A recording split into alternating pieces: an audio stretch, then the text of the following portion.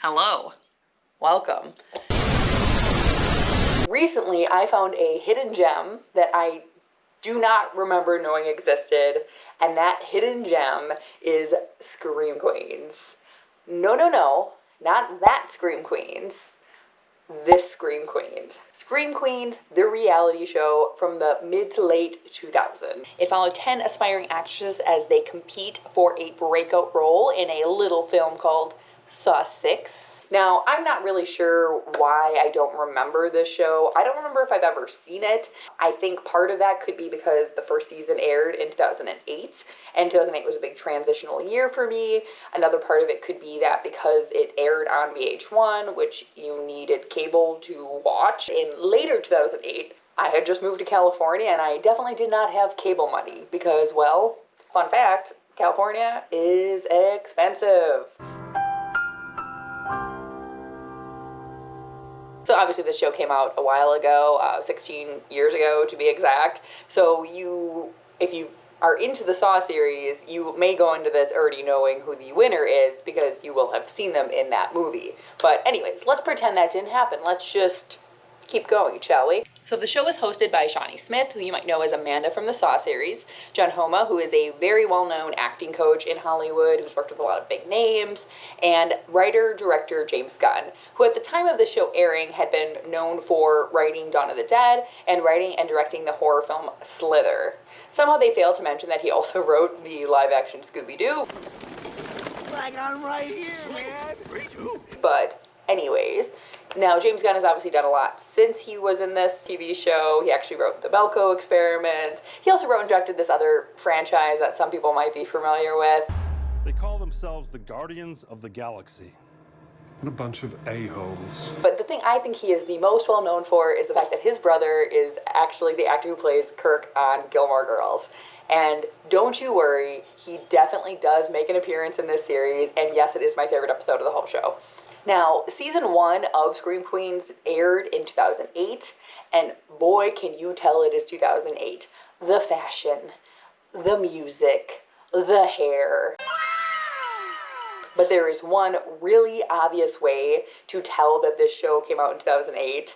And don't worry, we're going to talk about that in just a second. But first, let's talk about the structure of the show and the episodes. So like a lot of reality shows or a lot of competition shows, every episode kind of follows the same structure. So every episode starts with an acting challenge. It goes into an acting class. It has a director's challenge. The contestants then receive the list, which lets them know who will be going to the final judgment that night. That happens every night at the stroke of midnight, because it's spooky. And at the final judgment, they usually identify who will be getting the axe for that week and not moving on to the next week of the competition. This show is very, very similar to America's Next Top Model if you've ever watched it, which makes sense. It's basically the same concept. You have 10 unknown people that are trying to break into the industry of their choice. It's similar where it's promising basically you get an advantage over other people. So they're going to follow a similar structure where they're going to build on and focus on skills and then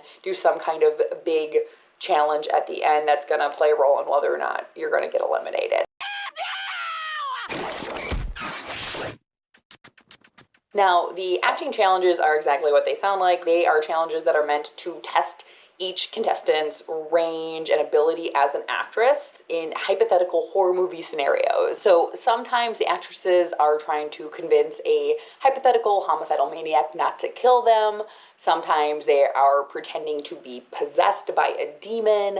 And sometimes they are learning stunts and jumping out a second-story window. Basically, the winner of the acting challenge always gets some kind of prize. It starts off being that the winner of the acting challenge gets immunity, basically. So basically they are guaranteed to get a callback for the next week of the competition. But as the show goes on, they get down to fewer people, they do eliminate that. And instead of getting immunity or a guaranteed callback, what they do instead is they give you a different advantage for your director's challenge later in the day. So like maybe you get to pick the order, maybe you get to pick your scene partner, things that you know will play a role in how well you do in that challenge, but aren't guaranteeing you that you are in fact safe, especially because once you're down to like 5 girls, it's like, okay, where's the real threat of competition? So I get why they switched it and why they started off with immunity and then changed it about halfway through, because you can't be giving people immunity into, week 7 because there's no suspense then. For the acting classes, basically the contestants get together and they spend time with John Homa, and he helps them work on a skill. Now, all of these skills are things that you might need if you were in a horror movie, like how to scream, how to fight, how to survive 2 minutes in a body drawer in a morgue, and then recite a nursery rhyme out loud to your fellow contestants.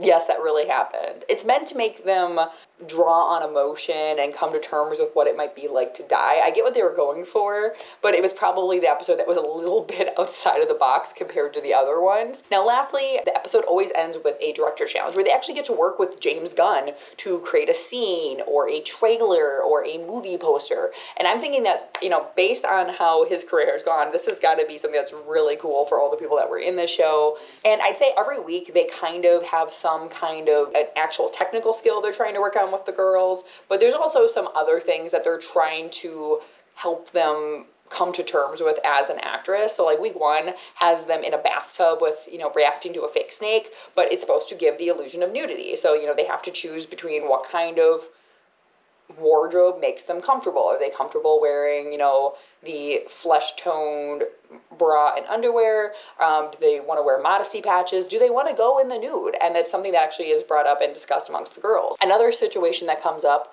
during the challenges are that they actually have them practice, auditioning for roles. So they read several parts, they get to pick their favorites and act them out. And they actually have the panel and the director ask them, is there anything that you wouldn't feel comfortable doing? Is there anything that you would not want to do, that you would not feel comfortable doing? And it's supposed to give them that opportunity to advocate for themselves as an actress. And some of them take that opportunity and some of them don't. And they kind of discuss with them the ramifications of not advocating for your level of comfort and what you want, and the impact that that can have on a production. That it's better just to be honest and tell a director that you do not feel comfortable with something, because otherwise, yes, you might not get the part, but also eventually either you're going to have to compromise your beliefs and do it, or you're going to end up getting fired anyways because you slowed down production. So whichever one, comes first, I guess. But it's very interesting to see them navigate that. And I think it actually is very beneficial for all these people that want to be actresses to have. They're very lucky and fortunate to have that experience. Does it suck that it's happening on camera? Yep.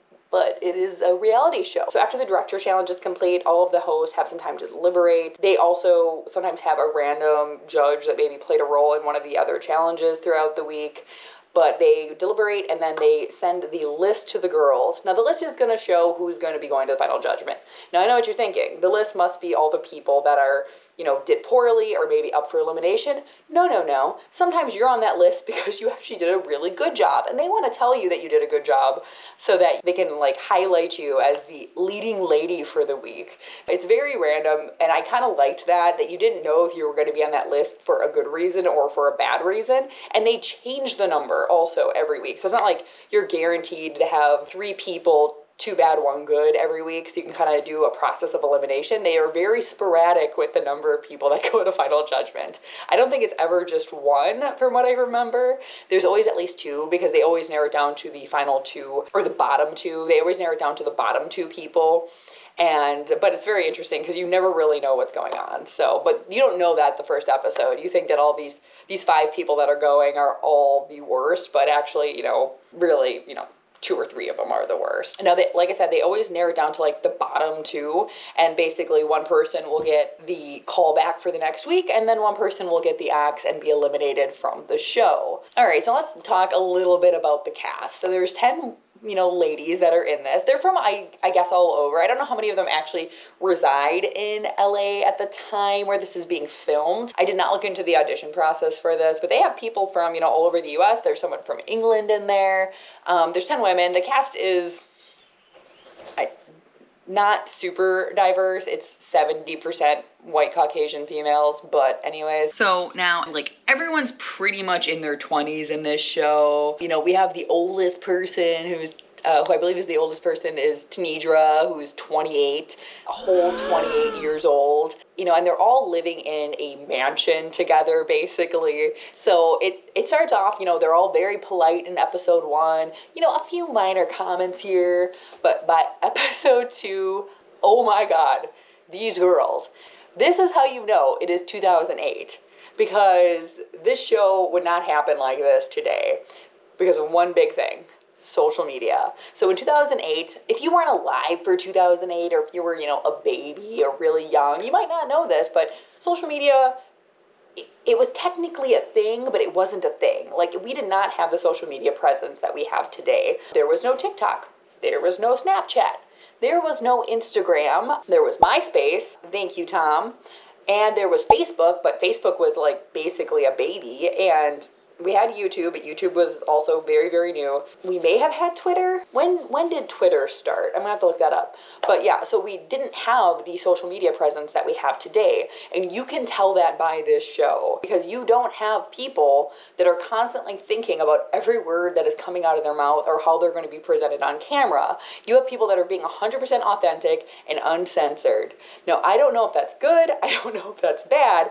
But oh my God, is it entertaining. Like, this was me the entire time watching this show. Because the things these girls say, people would not say today on a reality show. Unless maybe they were getting a villain edit. But like 2/3 of these girls say these things. So they're not getting a villain edit. This is just who they are and how they are. And honestly, it was kind of refreshing. We don't get to see this anymore. It was a much simpler time where people were just authentic. And they said what they thought and they felt, no matter how unacceptable it was, to a degree. Because they weren't trying to be fake or manipulate a situation so that they could, gain followers or become Insta famous or get a good edit. Because honestly, it didn't matter, because if you didn't get a good edit in the show, you weren't going to hear about it from a million people on a platform or in your DMs, because there were no platforms or DMs. It was, again, like Facebook and MySpace, and no one was looking for you on Facebook or MySpace. It just did not happen. No one had followers. No one was going in this to gain a following. It was such a good time. I forgot what it was like to watch reality shows that came out in this time frame when we didn't think about these things. Like, how am I going to be presented to the world, and how much backlash am I going to get? I mean, people got backlash for things, but not like they do today. It was very, very different. And again, I don't know if that's a good thing or if that's a bad thing, but I just feel like you get a lot more of an authentic show from people. So overall, like, this show was a really, really entertaining watch. It was really good. It's like on Amazon. It's 43 minutes an episode. It's very entertaining. There is a second season. I'm looking forward to watching that. I was gonna do a like where are they now video, but when I looked at everyone's IMDb, it seems like they haven't all done a lot since the show, which is kind of sad. I know who was the winner, like, she obviously was in Saw 6. She did get invited back to do Saw 3D. She had her same character, which, again, if you haven't seen it, I ruined it, I'm sorry. But, so that's basically what she has done. She also was in an episode of Station 19, like, in the last 5 years. Yeah, this was just, I saw this, and I found it really enjoyable, and I wanted to share that.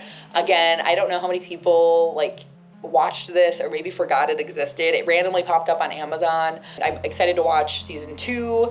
I know that the hosts are going to be different. I think John, the acting coach, is the only one that returns, so I'm intrigued to see how that goes. But overall, like, it's a really entertaining show. It's very nostalgic. Again, you feel like you're in 2008 when you watch it, and they have those very 2008 music clips at the end when an episode ends. So yeah, I highly recommend this show if you like watching reality shows, or if you like competition shows, or if you're just like really into acting and learning about movies. I think this is very, very entertaining. You do get to learn some of those little technical things, and they bring in a lot of different people from the field, so it's very interesting. But yeah, I highly recommend it. So if you got 43 minutes, a night, and you're just like, I just want to watch something very light and enjoyable, but also kind of drama filled, get your popcorn ready, sit down, watch this show, have a good time. So that is everything for today, but I appreciate you guys being here.